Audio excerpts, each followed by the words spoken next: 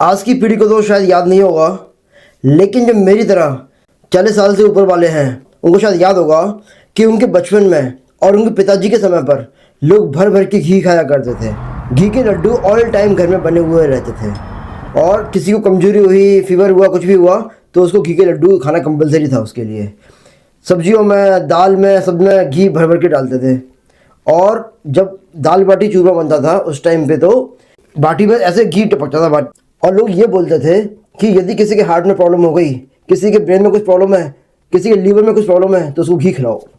आज का समय देखो कितना चेंज आ चुका है। यदि लीवर में दिक्कत है, ब्रेन में दिक्कत है और खासकर हार्ट में दिक्कत है, तो सबसे पहले घी बंद करते हैं उसका। बोलो सही है कि गलत है? बोलते भाई घी खाने से ब्लॉकेज आएंगे, कोलेस्ट्रॉल बढ़ेगा, ये होगा वो होगा, ऐसा बोलते हैं। तो इतना चेंज आखिर विचारों में कैसे आ गया? क्या ये वास्तव में कुछ चेंज है या कुछ एक प्रोपेगेंडा है? या घी अब असली नहीं मिलता है, घी अब नकली मिलता है? क्या ये इसकी वजह से है? क्योंकि आयुर्वेद में घी के बारे में तो पूरा एक चैप्टर है, घी की महिमा के बारे में उसमें बताया हुआ है। और घी को घृत रसायन कहा गया है। घी के अंदर विटामिन ए, डी, ई, के, omega 3, omega 6, omega 9 fatty acids तक घी के अंदर होते हैं। फिर इतना चेंज कैसे आ गया? तो आज की वीडियो में इन सब बातों पे अपन साइंटिफिक दृष्टि से नज़र डालेंगे कि क्या सही है क्या नहीं है। क्या वापस से हमें पहले वाली जो रूटीन था उसको फॉलो करना चाहिए, या आज वाला रूटीन ज़्यादा सही है?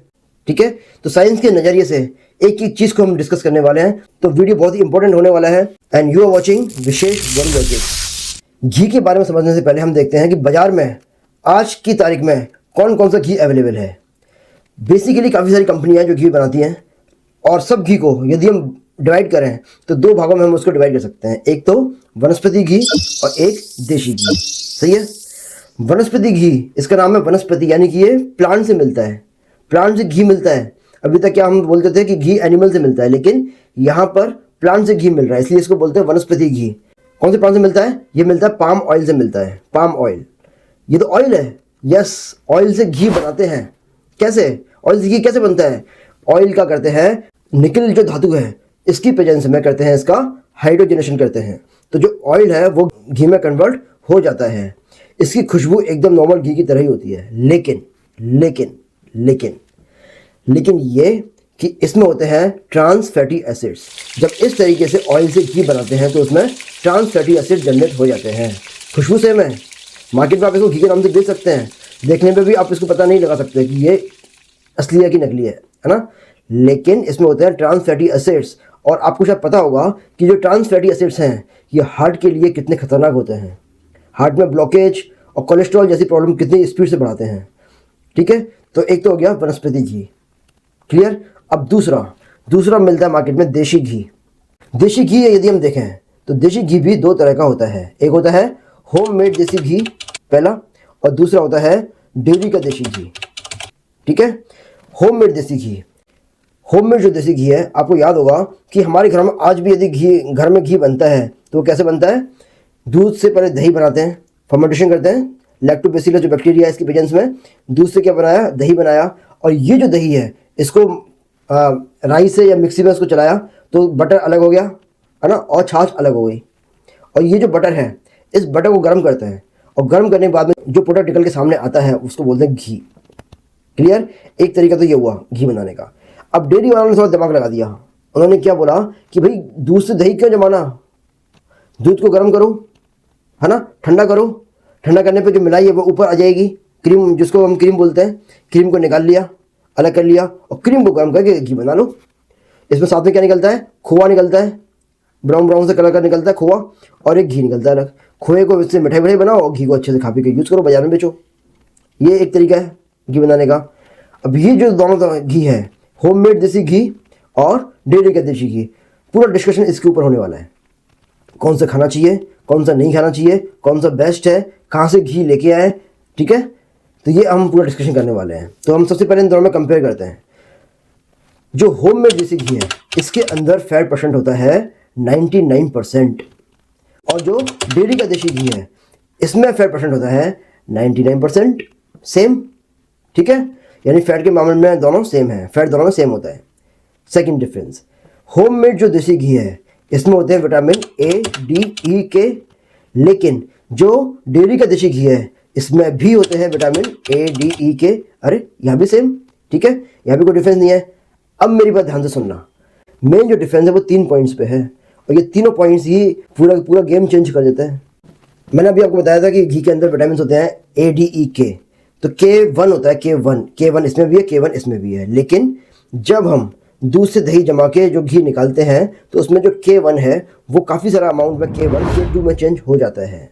और ये जो K2 है ये पिक्चर का हीरो है, हीरो।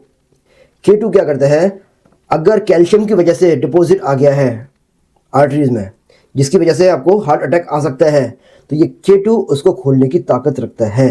और ये अभी की जो नई जो रिसर्च है उसमें ये चीज़ सामने आई है, ताकि हम लोग काफ़ी सदियों से यूज़ करते हुए आ रहे हैं उस घी को। लेकिन अभी की जो रिसर्च है उसमें ये पता चला है कि ये जो K2 है ये हार्ट की ब्लॉकेज को खोलने की ताकत रखता है। पहला डिफरेंस। K1 को क्या बोलते हैं, फिलोक्विनोन, K2 को बोलते हैं मैनोक्विनोन। दूसरा डिफरेंस, इस होममेड देसी घी के अंदर होता है एक कंटेंट बीटा कैरोटीन, जो कि चेंज हो जाता है रेटिनॉल में। और ये रेटिनॉल स्किन के लिए रामबाण औषधि है। स्किन के लिए कैसे, स्किन पे ये आपके रिंकल्स नहीं आने देगा, उसको बहुत डिले कर देगा, स्किन पे ग्लो लेके आएगा।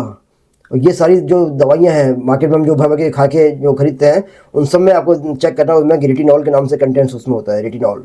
तो रेटिनॉल आपको नेचुरली मिलता है, घी में मिलता है, होममेड देसी घी में मिलता है, डेली के देसी घी में नहीं मिलता है। और तीसरा और सबसे इम्पोर्टेंट डिफरेंस, होममेड देसी घी में 2 सब्सटेंस होते हैं, एक होता है DHA और एक होता है EPA। DHA डोकोसा हेक्सेनोइक एसिड और EPA आइकोसा पेंटेनोइक एसिड। ये दोनों ओमेगा 3 फैटी एसिड्स के नाम से मार्केट में बेचे जाते हैं और हम उनको खरीदते हैं, जबकि घर में ही वो चीज़ अवेलेबल है हम वो नहीं खाते हैं, हम उससे दूर भागते हैं। तो जो DHA है, DHA ये ब्रेन हेल्थ के लिए बहुत ही ज़्यादा इम्पोर्टेंट है। आज जो आप केस देख रहे हैं, हर तीसरे चौथे बच्चे को ब्रेन से संबंधित कुछ ना कुछ दिक्कत है, जन्म लेती प्रॉब्लम है, क्योंकि उनकी जो माएँ हैं वो वेट बढ़ने के चक्कर में घी नहीं खाती हैं। मम्मी को बोल देती है कि आपको कुछ नहीं पता, आप आउटडेटेड हो, और लड्डू वगैरह नहीं खाती हैं। उनके दिमाग में ऐसी प्रॉब्लम होने का बहुत ज़्यादा चांस रहता है।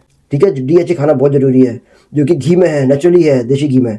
और जो EPA है, EPA हार्ट प्रॉब्लम्स के लिए बहुत ही ज़्यादा इम्पोर्टेंट है। EPA तो एक तो ब्रेन हेल्थ के लिए और एक हार्ट की हेल्थ के लिए, इसलिए प्रेगनेंसी में होममेड देसी घी के लड्डू खिलाए जाते हैं और आपको खाना चाहिए। यदि आप प्रेग्नेंट हो तो आपको खाना चाहिए।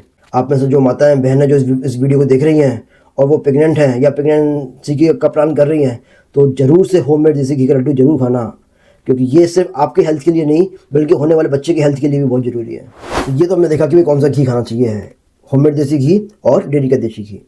अब होममेड देसी घी बनता कैसे है, ये तभी पॉसिबल है कि हम दूध अच्छा हो। दूध हम कौन सा यूज़ कर रहे हैं, डेयरी का दूध यूज़ कर रहे हैं और उससे घी बना रहे हैं, हम घर में घी बना रहे हैं। ऐसा नहीं करने का तो फिर कैसे बना है, होममेड देसी घी कहाँ से लेके आए, असली दूध कहाँ से लेके आए? ये जो मार्केट में जिनके गाय भैंस उनसे ले गया, उनमें से भी काफ़ी सारे लोग क्या करते हैं, अपने गाय भैंस को ऑक्सीटोसिन का इंजेक्शन लगा के रखते हैं, जैसे कि दूध ज़्यादा दे गाय, तो वो भी तरीका सही नहीं है। तो आज के समय में आप किसी पे भी भरोसा नहीं कर सकते हैं, दूध के लिए, घी के लिए किसी पे भी भरोसा नहीं कर सकते हैं। सबसे बेस्ट तरीका तो ये है, आपको भी यदि पॉसिबल हो तो अपने घर में एक गाय या भैंस पाल लीजिए, अपने घर में एक गाय या भैंस पाल लीजिए।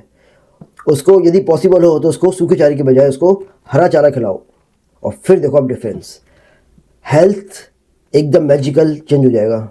और आपके हज़ारों रुपए जो हेल्थ पे खर्च होते हैं तभी भी हेल्थ आपकी डाउन पे डाउन जा रही है, वो सब आपका खोना बंद हो जाएगा आपका। इस वीडियो को ज़्यादा से ज़्यादा शेयर करें ताकि सब तक ये जो इंपॉर्टेंट इन्फॉर्मेशन है ये पहुंच सके। और वीडियो अच्छा लगा तो उसको लाइक करें। And you are watching Vishesh body logics. Thank you.